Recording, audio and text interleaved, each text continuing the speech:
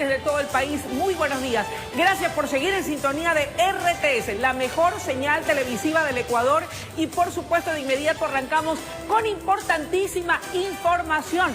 Mientras mis compañeros se despiden momentáneamente, porque más adelante los tendremos junto a ustedes. Yo quiero contarles que la Asamblea Nacional tuvo su primera sesión plenaria luego de las intensas protestas registradas en días anteriores. Dentro de este escenario, uno de los puntos a tratar fue el análisis de la situación social y política que atravesó el país durante las paralizaciones. En este mismo tema, 3 proyectos de resolución fueron unificados. Los puntos que formaron parte del proyecto de resolución fueron que la Asamblea respalde el orden democrático, que se solidariza con los familiares de las personas fallecidas en las protestas, condena los actos de vandalismo y desestabilización, y que implementará una comisión multipartidista para que analice las medidas tomadas durante el estado de excepción. Además, que exhorta al presidente de la Asamblea Nacional para que convoque a las autoridades de los organismos internacionales para que colaboren con la comisión multipartidista. Que esta Asamblea ratifique su voluntad de defensa de la democracia y la Constitución. Otras propuestas también fueron incorporadas, una de ellas la del legislador César Ron, quien dijo que durante las manifestaciones también se buscó desestabilizar el país. Sin orden de prisión, sin juicio, sin causa, muchos ecuatorianos, algunos miembros de esta Asamblea Nacional han corrido a buscar refugio en la Embajada de México en el Ecuador. En el debate, Luis Pachala manifestó que desde el movimiento indígena no se intentó desestabilizar al gobierno. Y todos eran los indígenas. Por favor, nosotros no somos terroristas. La legisladora Cristina Reyes, por su parte, aseguró que las acciones registradas en el país durante los 11 días de protesta presentaron un intento fallido de golpe de Estado. De esto culpó directamente a los políticos correístas. En su discurso no dejó de lado un pedido para el primer mandatario referente al manejo de la crisis en la protesta. Creo también que además de pedir rendir cuentas a ciertas autoridades, el gobierno debe pedir inmediatamente la renuncia a la ministra de Gobierno, al ministro de Defensa y al equipo económico. En defensa de la bancada de la Revolución Ciudadana, la asambleísta Doris Solís indicó que el correísmo no tiene responsabilidad en los actos vandálicos en la Contraloría y en el ataque al canal de televisión Teleamazonas. Pidió que se analice el acuerdo firmado entre el gobierno y el Fondo Monetario Internacional, porque de ahí, según ella, parte la problemática vivida en el Ecuador. Además, dijo que debe ser analizado el excesivo uso de la fuerza utilizada por la policía. Hubiera sido muy bueno los colegas que han sido muy acuciosos en presentar algunos videos aquí, que hubieran podido presentar los videos del uso excesivo de la fuerza que el pueblo indígena y el pueblo ecuatoriano recibieron durante estos días. Algunos legisladores además plantearon escenarios y actores en donde se marcarían responsables directos en las protestas que finalmente lograron que quede sin efecto el decreto 883. De ahí señaló la importancia de crear una comisión multipartidista para analizar estos hechos. Informó Javier Rosero. 7 de la mañana con 3 minutos y se incorpora a la noticia primera emisión José Luis Arévalo. Mi querido José Luis, tenemos más información. Buenos días. Qué gusto, mi querida Luisa. Muy buenos días a ti y a todos nuestros amables televidentes. Ratificarles el saludo. Y vamos a seguir con más información. Ahora queremos contarles que el Tribunal de la Corte Nacional de Justicia, presidido por la jueza nacional Daniela Camacho, ratificó la sentencia de 6 años para el ex vicepresidente Jorge Glass por el delito de asociación ilícita en el caso Odebrecht. Glass podría también ser llamado a juicio por el caso Singüe. El Tribunal de la Corte Nacional de Justicia, integrado por la jueza Daniela Camacho, Iván Saquicela y Wilmer Terán, declararon improcedente el recurso de casación interpuesto por Jorge Glass, su tío Ricardo Rivera y otros 4 procesados por el delito de asociación ilícita dentro de la trama de corrupción Odebrecht. La jueza Camacho sostuvo que en instancias inferiores se aplicó la ley de forma correcta, por lo que no cabe este recurso, ratificando así la sentencia de 6 años de pena privativa de libertad. El delito de asociación ilícita es un delito de peligro abstracto, cuya víctima supuestamente es el Estado y cuya participación en ningún momento Jorge Glass participó ni como autor ni como cómplice de este delito. Esta era la última instancia de apelación de la sentencia. Ahora el Estado podría cobrar los 33.4 millones de dólares en sobornos. En lo absoluto. Primero, no tiene por qué pagar porque es una persona inocente. Y segundo, las autoridades judiciales tendrán que manejar un proceso independiente para el cobro y recuperación de cualquier valor que tuvieran ellos... La defensa de Glass asegura que apelará a la resolución. A través de una acción extraordinaria de protección que se ventilará en nivel de Corte Constitucional por la violación flagrante de derechos y garantías constitucionales establecidas tanto en el Ecuador así como en los instrumentos internacionales de derechos humanos, de la misma forma que queda abierta la puerta de par en par para el recurso de revisión. César Montúfar, quien se desempeñó como acusador particular, celebró la resolución de dicho tribunal. Queda ratificada los 6 años de prisión, devuelvan al Estado ecuatoriano, al pueblo ecuatoriano, lo que ilegítimamente se llevaron. El tribunal excluyó a Montúfar al no considerarlo como víctima dentro del proceso. El ex segundo mandatario, quien guarda prisión en el Centro de Rehabilitación Social de Cotopaxi, está a la espera de conocer si es llamado a juicio o no por el caso Singue, otro proceso abierto en su contra. Informó Marilyn Jaramillo. 7 de la mañana con 5 minutos y en medio de este y otros temas, sobre todo el político, cobra mucha fuerza al interior de la Asamblea Nacional y también los ojos del país están puestos en lo que a partir de este momento y luego de las paralizaciones hará el gobierno nacional respecto de muchos temas de interés. Para el análisis tendremos en nuestra entrevista del día, José Luis y amables televidentes, la presencia de Paul Palacios, analista político, columnista de uno de los más importantes diarios del país. Así que no se pierdan esa interesante entrevista al volver de la pausa. Claro que sí, ya regresamos entonces con más información y esta importante entrevista aquí en la Noticia Primera Emisión. Ya regresamos.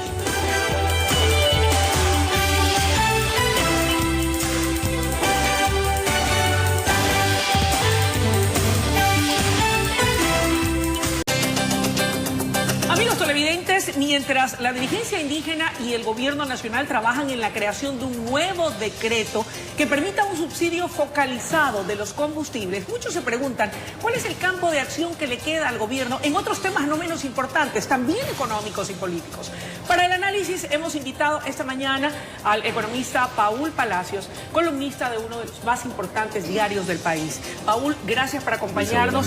Buenos días y bienvenido.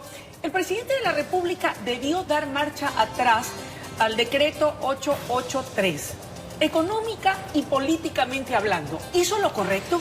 A ver, si nosotros tomamos el valor de los subsidios a los combustibles en los últimos 15 años, el valor de esos subsidios es simétrico, es exactamente igual al de la deuda ecuatoriana, tanto interna como externa. De manera que podríamos concluir que el Ecuador ha tomado deuda para financiar el subsidio de los combustibles. El subsidio de los combustibles tradicionalmente ha beneficiado a un grupo de la sociedad que menos necesita el subsidio.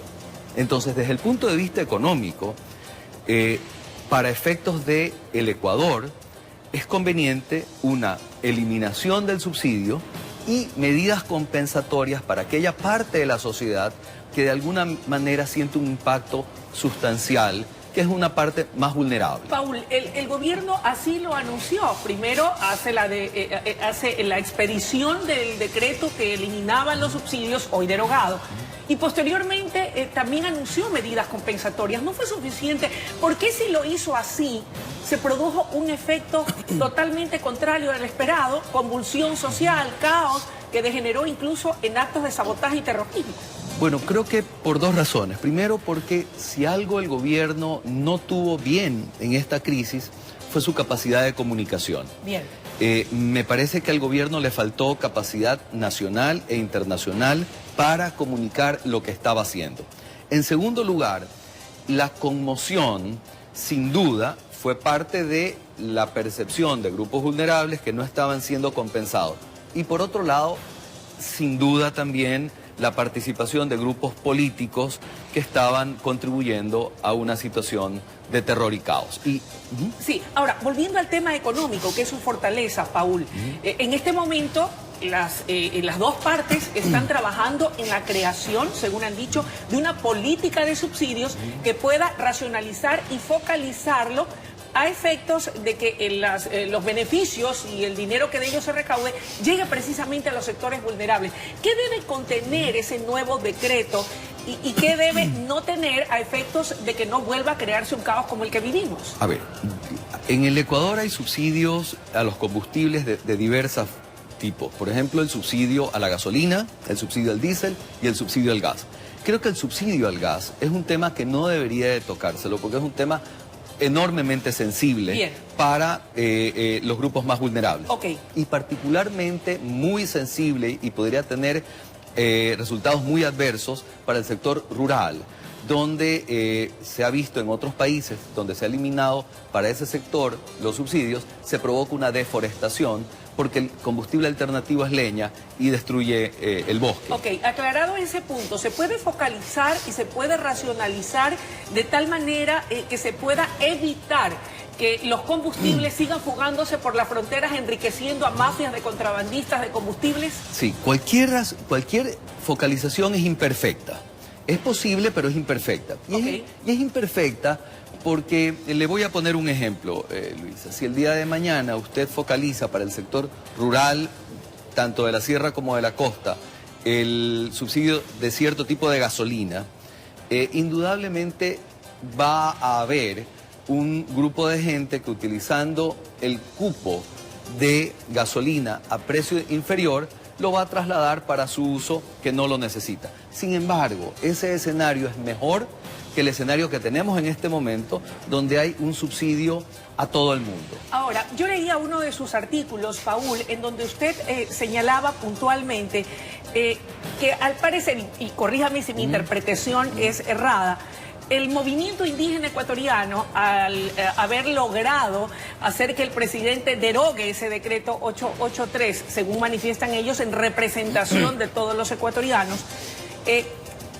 se habrían conformado con muy poco, partiendo de la premisa de que son muchas las otras cosas que las bases y el pueblo indígena necesitan y que no han sido tratadas ni tocadas y que no tienen nada que ver con el subsidio. Sí, a ver, lo que yo ponía en la columna del día martes de Diario Expreso es que lo que han obtenido no es lo que les corresponde.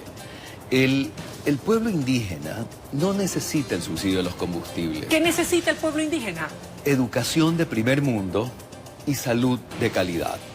Educación de primer mundo porque lo único que puede sacar a una comunidad que ha sido preterida, que ha sido no considerada durante tantos años, es educación del primer mundo. Es la capacidad que tiene ese grupo importante de la sociedad ecuatoriana, probablemente del que surgimos el otro 80% de la sociedad, pues la sociedad es mestiza, usted y yo somos mestizos. Así es. ¿Verdad?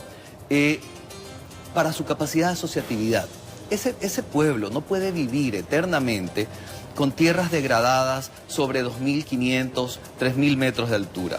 Ese pueblo tiene que modificar su modelo de crecimiento y de producción a partir de una economía de futuro, una economía de servicios. ¿A quién le corresponde pelear por aquello? ¿A la dirigencia? A ver, le corresponde indudablemente a la dirigencia. Sin embargo, creo que la solicitud de la dirigencia en esta oportunidad ha sido una solicitud política y no una solicitud de fondo, que es la solicitud para transformar a un pueblo que ha tenido tradicionalmente mala educación y mala salud. Sin que esto tampoco deje de lado la corresponsabilidad por parte del Estado, indistintamente del gobierno que esté. ¿A dónde quiero llegar con esto? Y antes de darle el uso de la palabra.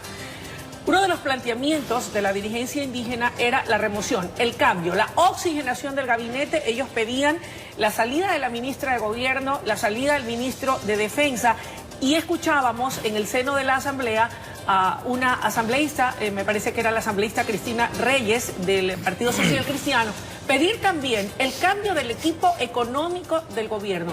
¿Amerita esa oxigenación? ¿Es menester hacer esos cambios para mejorar no solamente aquello, sino también el área de comunicación del gobierno que usted ha dicho ha sido una de las principales fallas que también contribuyó a lo que vivimos? Desde el punto de vista de seguridad, yo creo que no ha habido escenario más proclive a la distensión que la posición de la policía y de las Fuerzas Armadas, ambas dirigidas por estos dos ministros que antes usted mencionó, para que no se produzcan muertes, heridos y violencia. En aquellos casos donde se dice que ha sido una represión brutal, en realidad lo que yo he visto han sido policías con escudos siendo apedreados y siendo lanzados por estos lanzacohetes y siendo golpeados por unas turbas que no son el movimiento indígena como tal. Eso quiere decir que sí hubo infiltrados, en efecto, como han señalado algunos, y el propio gobierno del ala correísta.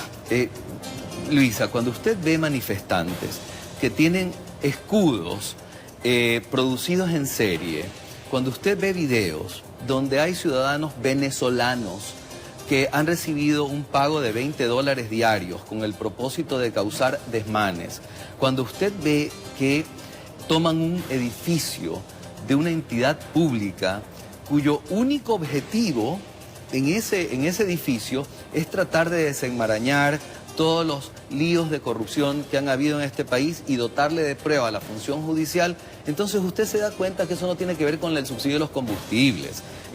Y no nos debemos de perder en la protesta legítima que tiene cualquier grupo social o étnico del país. ¿Errada o no? Errada o no. Es el derecho a la protesta. Y luego el no derecho al caos de una parte de grupos que en realidad lo que quieren es una desestabilización de las instituciones de este país. Pero a mí lo que no me cuadra es que el propio exmandatario, Rafael Correa, quien en primera instancia y de acuerdo a videos que circularon en las redes sociales, cada vez que se refería a la dirigencia indígena hablaba de ponchos dorados, luego, durante los días de la protesta, llamaba a que sean respetados los derechos del movimiento indígena y que siempre habían sido preteridos y que habían sido olvidados y que había que apoyarlos. ¿En qué quedamos? Bueno, creo que cada persona, en este caso los dirigentes políticos, no solo él, sino otros dirigentes políticos del país, tienen un grado de responsabilidad y tendrán que, ante la ciudadanía, expresarlo. Pero el problema serio de este país es que todos los dirigentes políticos fueron incapaces de sentarse a conversar. Porque al final del día somos 17 millones de ecuatorianos, pero hay líderes en este país. Y esos líderes tienen la responsabilidad de buscar construir un país mejor, no de buscar destruir por lo menos el país que tenemos. Si usted lee el titular hoy día de Diario Expreso, observa que se han destruido 70.000 puestos de trabajo. ¿A quién afecta lo que ocurrió? No le afecta a la persona más pudiente, no le afecta a la persona más educada. Sin duda a los más pobres. Le afecta a la persona más vulnerable y a los desempleados, porque si alguien estaba dispuesto en el pasado, como inversión extranjera directa, a venir al país en unas condiciones, hoy evalúa porque las condiciones han cambiado. ¿Y a quién le afecta eso de ahí? Al que menos posibilidades tiene para conseguir un trabajo. Gracias por su tiempo y sus importantes criterios vertidos aquí esta mañana. Muy amable, gracias. Amigos televidentes, hemos escuchado la intervención del economista Paul Palacios en este análisis económico, político de la situación coyuntural del país y columnista de uno de los más prestigiosos diarios ecuatorianos. Es momento de ir a una brevísima pausa y enseguida regresamos con mucho más desde la noticia Primera Emisión.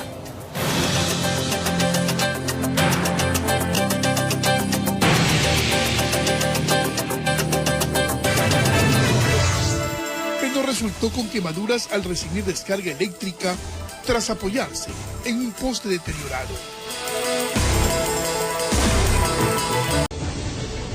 Más adelante en la noticia en la comunidad, menor que quiso ir al colegio durante el paro, conoció a los jugadores de su equipo favorito.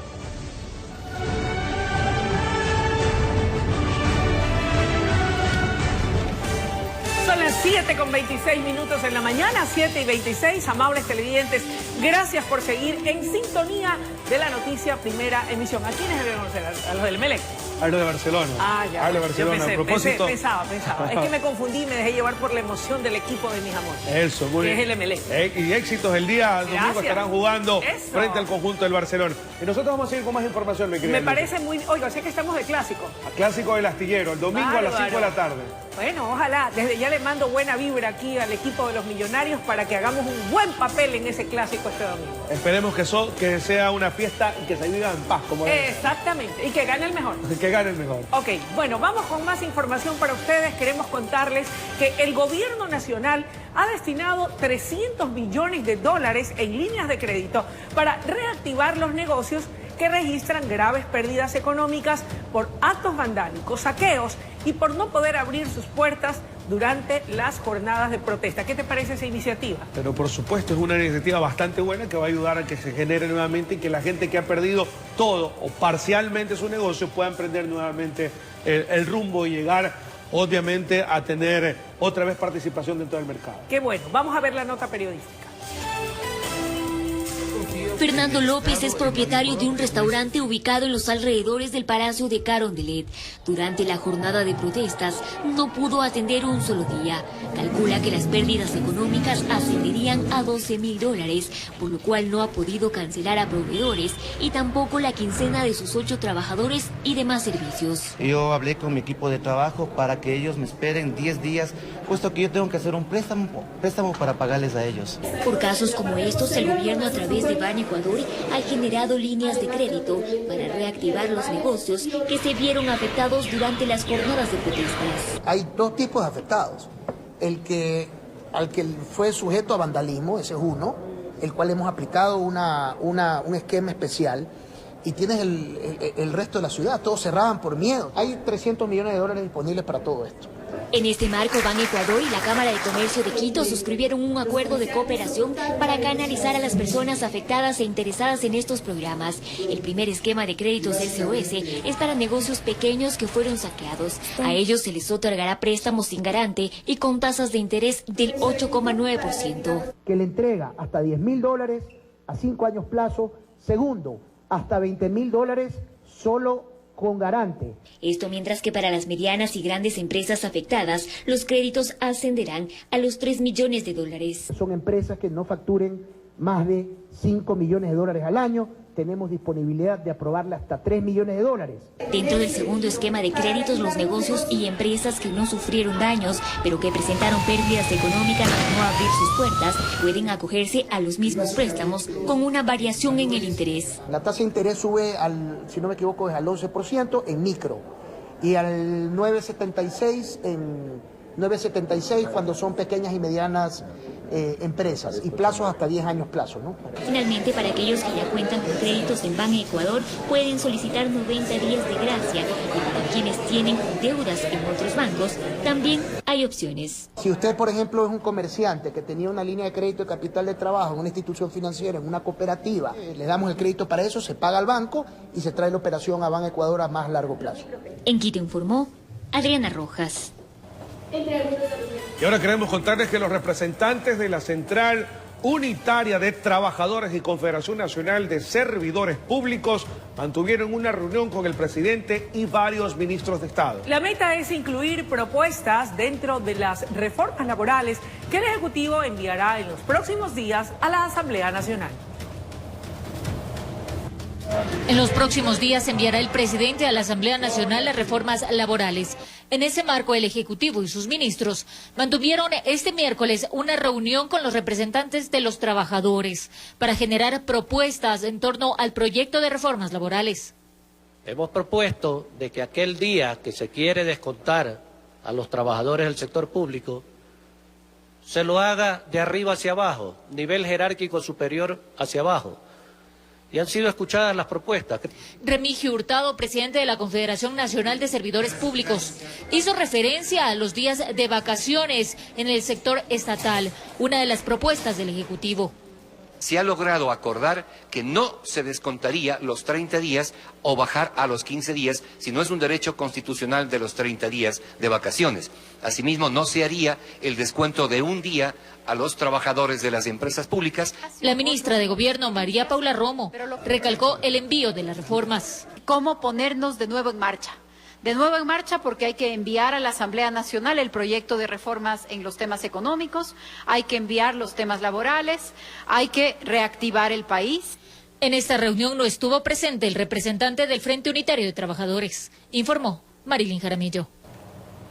Y en Guayaquil, la Subdirección de Investigaciones de Delitos contra la Propiedad desmanteló un mecanismo de estafa a través del cual se vendían visas estadounidenses de trabajo. Mira tú. Mira que el teniente coronel Armando Astudillo precisó que entre las evidencias hay más de 60 pasaportes y dinero en efectivo. La operación Hermes 194 permitió detener a 2 sujetos que, aprovechándose del apremio laboral de los incautos, ofrecían un sueño americano que solo despertó una estafa. Se hacían entregar dinero bajo la promesa de que les iban a hacer llegar las visas de trabajo para que ellos puedan viajar al exterior, en este caso hacia Estados Unidos, con su visa de trabajo y con su trabajo estable. Un ecuatoriano y un estadounidense son los acusados de perjudicar a varias personas. Evidencias, decenas de pasaportes y $300 en efectivo. En muchas ocasiones se han visto personas o han buscado los perfiles de las personas más vulnerables para poder estafar o poder realizar el perjuicio a dichas personas, tal vez por la necesidad. Fue una investigación que le tomó 3 meses a la CIDPROVAC, con lo cual esperan ampliar las indagaciones. En los próximos días se acerquen las personas a poner sus denuncias y así nosotros tener más o menos el numérico de personas que han sido perjudicadas por este tipo de delito. En las próximas horas se efectuaría la audiencia de formulación de cargos por un delito sancionado con 7 y hasta 10 años de prisión si son más de 2 denunciantes, cuyo perjuicio supere los 50 salarios básicos. Informó Jorge Escobar. Vamos a cambiar de tema contándoles que cámaras de seguridad... pero antes tenemos a Jorge Salazar. Tenemos a Jorge Salazar que se encuentra listo, nuestro compañero, acá en esta oportunidad. A ver, Jorgito, buenos días. ¿Qué tal, compañeros y amigos? Muy buenos días, gracias por sintonizarnos. Esta mañana la noticia nos ha traído a la autopista Narcisa de Jesús, ubicada en el norte de Guayaquil, precisamente a la altura de la ciudadela La Perla. Está situada entre el plan habitacional Mucholote 2 y Metrópolis. Querido televidente, si usted circula diariamente por esta importante arteria de Guayaquil, es importante que conozca los trabajos que realizan la Autoridad de Tránsito Municipal en lo concerniente a los avances de construcción del puente que unirá Daule con Guayaquil. Por esta estructura se prevé que circulen más de 20.000 vehículos al día en ambos sentidos. Y también tiene la finalidad de descongestionar la avenida León Febres Cordero a la altura de la parroquia Aurora en Daule. En este momento vamos a conversar con el capitán José Rivas de la ATM para que nos recuerde los trabajos que viene realizando la institución en esta autopista. Buenos días, estimado oficial. Buenos días. Las últimas medidas que se han adoptado acá en torno a los trabajos de construcción del puente.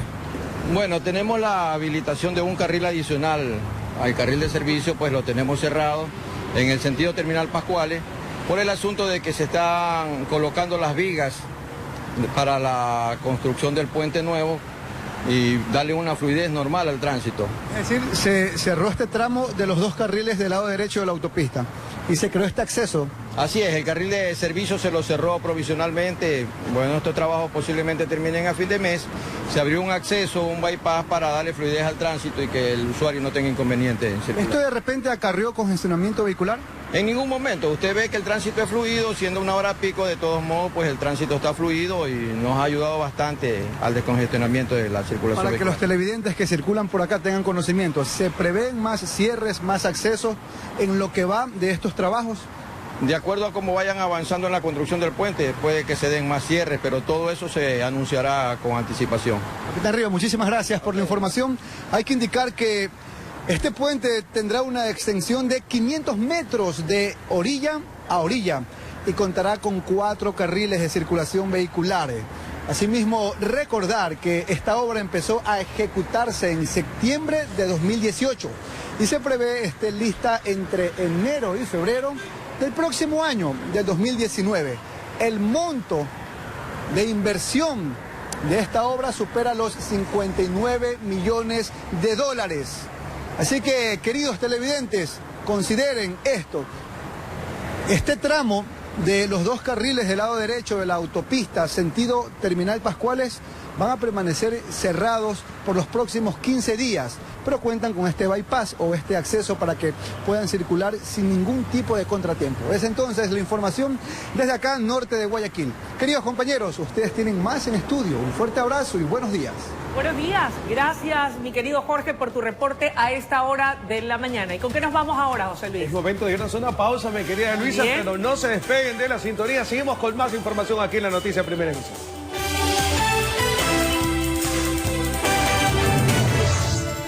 Cámaras captaron a 2 sujetos cuando intentan robar en un taller mecánico. Las víctimas se armaron de valor y capturaron a uno de los implicados. Pero resultó con quemaduras al recibir descarga eléctrica tras apoyarse en un poste deteriorado.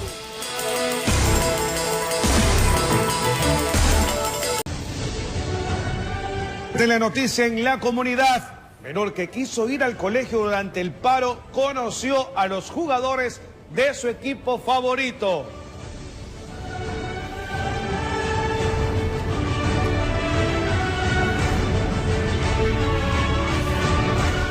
Muy bien, gracias amables televidentes por seguir acá en sintonía en la Noticia Primera Emisión y nosotros seguimos con más información, Luisa. Claro que sí, queremos contarles que un incendio consumió el interior de una vivienda ubicada en las calles Domingo Sabio y la 17, esto en el suroeste de Guayaquil. Se presume que quien habría provocado el siniestro es una persona que padece de esquizofrenia. 2 personas resultaron heridas.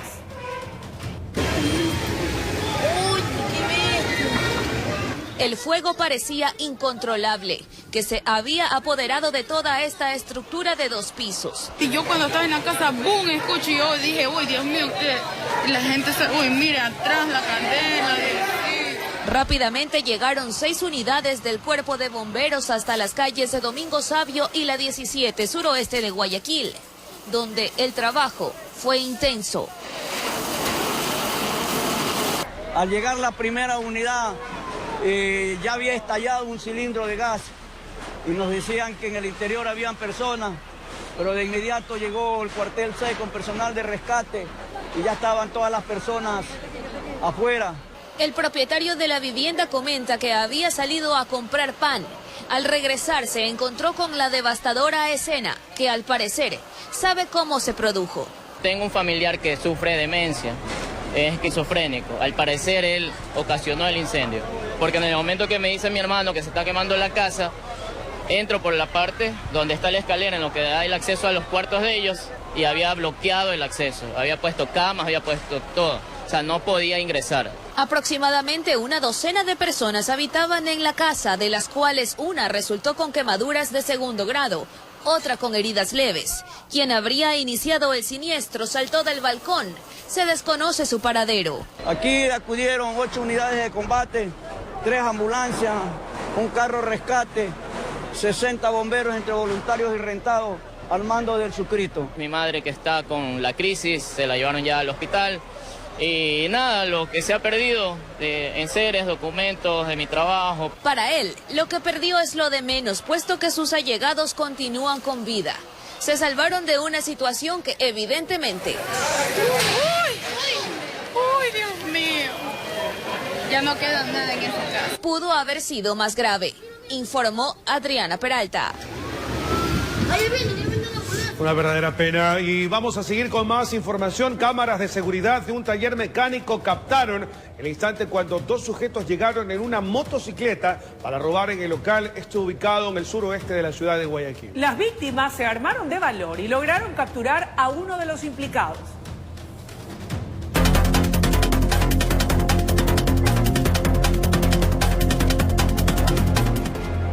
Ocurrió el pasado viernes en las calles Cuenca entre la 12 y la 13. Uno de los implicados llegó caminando y el segundo iba sobre una motocicleta.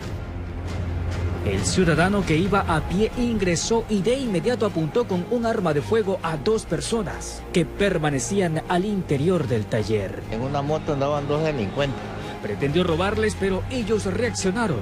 Se fueron encima del sospechoso a pesar de que él se encontraba armado.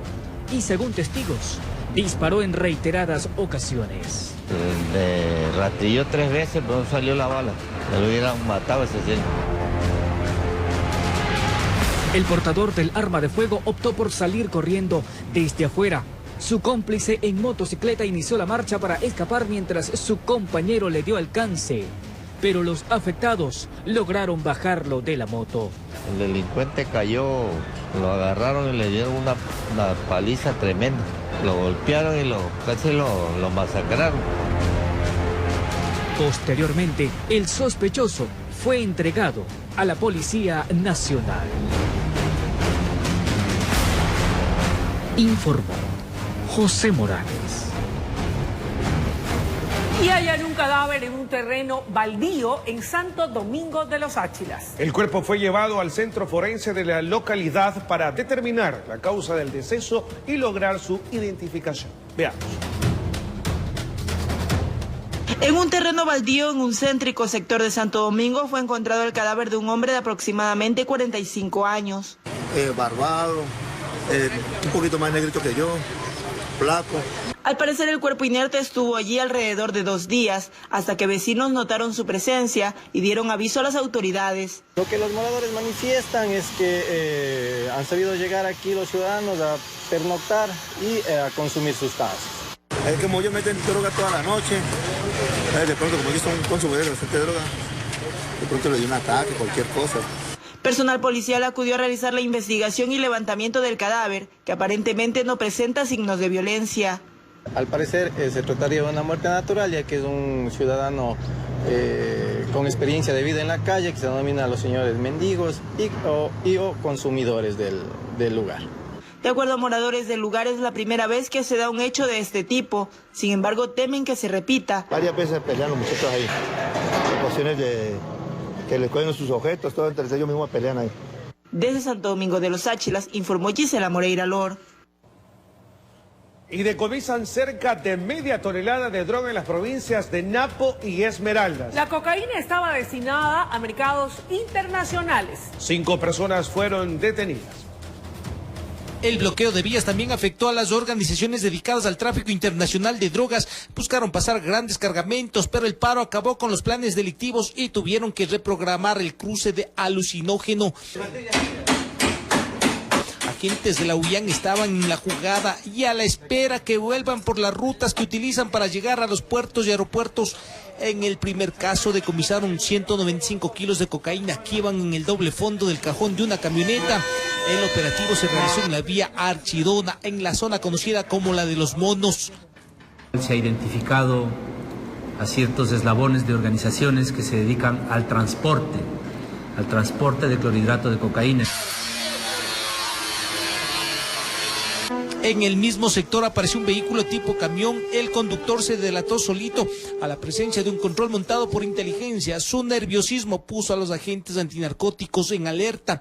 Los policías tenían información privilegiada que en el doble fondo del cajón metálico viajaban 128 paquetes de clorhidrato de cocaína. Estos vehículos tienen la ruta de Colombia a través de la Guagrio, venir por la vía Cotundo hasta llegar a Altena. Luego pasaban posiblemente a Pastaza y de Pastaza por el lado de Chimborazo se iban a la provincia del Guayas. En las últimas horas, agentes de la UIAN hicieron cosecha en la vía Quinindé Esmeraldas, desarticularon un brazo operativo de una presunta organización narcotraficante. En una camioneta encaletaron 142 envolturas de polvo blanco de alta pureza. La droga habría cruzado de Ipiales, Colombia, y tenía como destino las costas de Esmeraldas. Pretendían llegar a las ciudades que sirven como plataformas de envío hacia los destinos de consumo internacional. 3 personas fueron detenidas. En este caso utilizaban el perfil costanero para en lanchas rápidas transportar el alucinógeno hasta Centroamérica y Estados Unidos. En Quito informó Iván Casamen. Un menor resultó con quemaduras de 2º grado al recibir una descarga eléctrica tras apoyarse en un poste que se encontraba deteriorado, esto en el noroeste de Guayaquil. El adolescente permanece hospitalizado. La Corporación Nacional de Electricidad ya cambió el poste.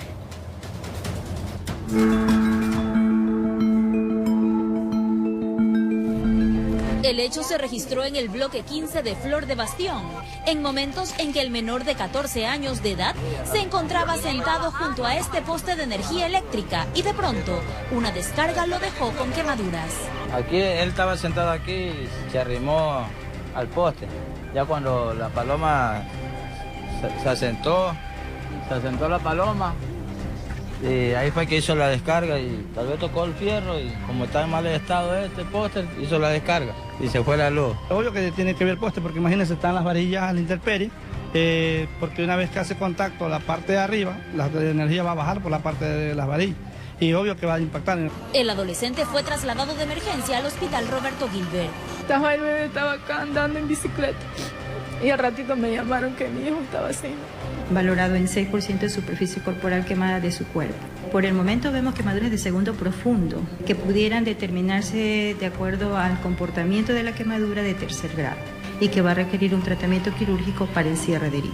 La localización de las quemaduras son a nivel de su rostro, región de hombro, tórax posterior y la puerta de salida tenemos a nivel de glúteo derecho y tobillos de ambos pies. El paciente al momento se encuentra estable. El Ministerio de Salud Pública está acogiéndose al caso. Una vez que el paciente sea externado, la parte ambulatoria ya corre por cuenta de papá y mamá. El tratamiento es un manejo integral que no es de 1 mes ni de 2 meses. Realmente los controlamos hasta cuando ellos dejan de crecer. Necesitan un manejo con el cirujano plástico, con la terapista física, la terapista ocupacional, en algunos casos con la psicóloga. Lo único que le pido a Dios es que salga mi hijo con su bendición, que salga bien y que tenga para los tratamientos que me faltan, porque de igual tengo que seguir. Según los moradores del sector, el poste de energía eléctrica presentaba daños en su estructura desde hace 1 año. A lo de la empresa eléctrica se le ha dicho es que nos ayuden con eso, pero no nos hacen caso. Que venga inmediatamente a la empresa eléctrica, que cambie ese poste inmediatamente. Notificamos de este caso a la Corporación Nacional de Electricidad Unidad de Negocio Guayaquil y el poste fue reemplazado en horas de la noche. Según un comunicado, CNLP ha activado su protocolo de atención y asistencia contactando a sus familiares, que lamentan el hecho y que técnicamente el deterioro del poste no debe derivar en un percance como el descrito por cuanto la infraestructura estaba enterrada. Que el poste que ya se cambió se habría deteriorado por un choque y que abogan por la pronta recuperación del menor. Informó Rosalena Vascones. Y ahora les presentamos la historia de una mujer que perdió su única fuente de trabajo que tenía debido a un incendio que afectó su casa y su negocio. Este lamentable hecho se registró en la cooperativa Nueva Prosperina, al noroeste de Guayaquil. El informe aquí con Carlos Julio Gurumendi. 4x4. Marcia Preciado nos muestra con tristeza cómo quedaron sus pertenencias luego de que el fuego acabara con lo poco que tenía. Su cama, su armario, los muebles, otros enseres y además 2 cocinas con la cual preparaba comida para vender en el sector de la Nueva Prosperina al noroeste de Guayaquil quedaron en cenizas. Empezó el fuego, ya no hubo tiempo de cerrar las hornillas, de nada, sino de apagar y apagar, echar agua. Y ya no pudimos controlarlo y se quemó todo. El día del incendio ella se encontraba preparando desayuno para su hijo. Lamentablemente una falla en la bombona del cilindro de gas habría sido la causa del siniestro. Salvamos nada, hasta dinero se nos quemó, todo. Su hijo resultó herido, con quemaduras de segundo y tercer grado, por lo que fue ingresado a una casa de salud. Como inhalé bastante el gas, sentía muchos dolores de cabeza. Yo soy madre y padre y tenía que estar con mi hijo. Salimos solamente con lo que teníamos puesto. Hoy esta mujer, quien hace el rol de padre y madre, pide ayuda. Solo Dios está con uno. Sí, Él no me ha desamparado. Él es el que me da fuerza para andar, para continuar. Y si alguien me quiere dar trabajo, también estoy dispuesta a aceptar algún trabajo. Si usted desea contribuir a esta causa, lo puede hacer depositando en la Cooperativa Nacional número 156-615-813 o si no llamando al número telefónico 098-786-8629 de Marcia Preciado. Ella y su hijo se lo agradecerán de corazón. Informó Carlos Julio Gurumendi. Y en Chimborazo, la sobreproducción de hortalizas, legumbres y otros productos han causado una reducción de precios. Mientras tanto, los comerciantes se quejan por las pérdidas que les dejó la paralización tras la protesta indígena. Según el intendente de policía, los precios de los productos en mercados se han normalizado, es decir, no hay especulación. Los precios en los mercados mejor han disminuido, que eso es algo muy bueno, porque hay la ley de la oferta y la demanda. Doña Gloria Pinta cuenta que tuvo pérdidas económicas durante las paralizaciones, pero ahora le toca recuperarse. Perdió la naranjilla, se perdió el tomate de carne, el babaco se puso pudriendo. La misma historia tuvo que vivir doña Elena, pero no le queda de otra también que seguir emprendiendo para que su negocio no decaiga. Están estables, al menos en producto de aquí en legumbres, digamos, están bien bajos. Los usuarios están conformes con los precios, esperan que se mantengan. Está fluyendo por todo lado de los campos de viene acá a la ciudad. Los precios se mantienen, pero en su mayoría los productos de la sierra que han bajado, ya que los de la costa han escaseado, pero de a poco vuelven a su rumbo. En Chimborazo informó Darwin Altamirano.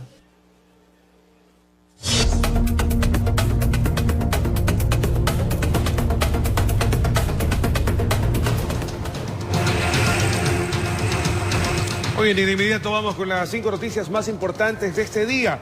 El Tribunal de la Corte Nacional de Justicia, presidido por la jueza nacional Daniela Camacho, ratificó la sentencia de 6 años para el ex vicepresidente Jorge Glass por el delito de asociación ilícita en el caso Odebrecht. Glass podría también ser llamado a juicio por el caso Singüe. Por otra parte, asesinan a un jefe de guías penitenciarios en el estacionamiento de la cárcel de varones de Guayaquil cuando se apresaba a ingresar a su turno junto a un compañero. Según la DINASER, 2 personas inidentificadas le propinaron 6 disparos y otros 3 a su acompañante, quien se recupera en una casa de salud. Y cámaras de seguridad de un taller mecánico captaron el instante cuando 2 sujetos llegaron en una motocicleta para robar en el local ubicado en el suroeste de Guayaquil. Las víctimas se armaron de valor y lograron capturar a uno de los implicados. El sepelio de un joven en el sector del Recreo, en el Cantón Durán, se convirtió en una batalla campal cuando los hinchas de un equipo de fútbol que acompañaban al cadáver fueron atacados por fanáticos de otro club deportivo. Y un menor resultó con quemaduras de 2º grado al recibir una descarga eléctrica tras apoyarse en un poste que se encontraba deteriorado en el noroeste de la ciudad de Guayaquil. El adolescente permanece hospitalizado. La Corporación Nacional de Electricidad cambió el poste. Muy bien, y con esto estamos llegando a la finalización de acá en la noticia Primera Emisión, mi querida Luisa. Así es, José Luis, y amables televidentes, los invitamos a seguir en la señal de RTS, pues enseguida viene la noticia en la comunidad. Que tengan un día estupendo, especialmente para ti, José Luis. Igualmente, bendiciones para ti, y no se vayan porque viene la noticia en la comunidad con el tío Hugo y Rosalena abajo.